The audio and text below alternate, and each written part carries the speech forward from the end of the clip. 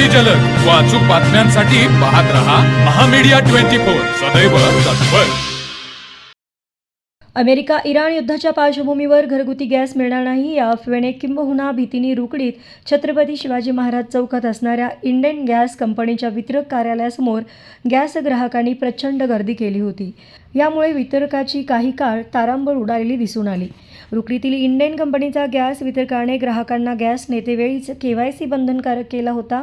एक KYC पूर्ण करण्यासाठी कमीत कमी 10 ते 15 मिनिट इतका वेळ लागत होता।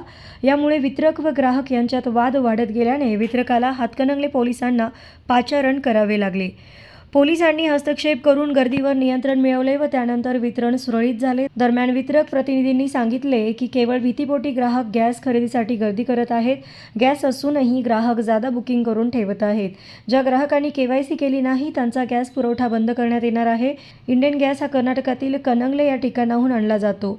सध्या कंपनीकडे मागणीपेक्षा पुरवठा कमी आहे, त्यामुळे ग्राहकांनी बुकिंग करून सुद्धा त्यांना गॅस देणे मुश्किल होत आहे। अफवावर विश्वास ठेवू नये व कुणीही घाबरून जाऊ नये असे पोलीस प्रशासनाकडून सांगण्यात आले आहे। तर मग चला सबस्क्राइब करायला विसरू नका महामीडिया 24 न्यूज चॅनलला। महामीडिया 24 सदैव तत्पर।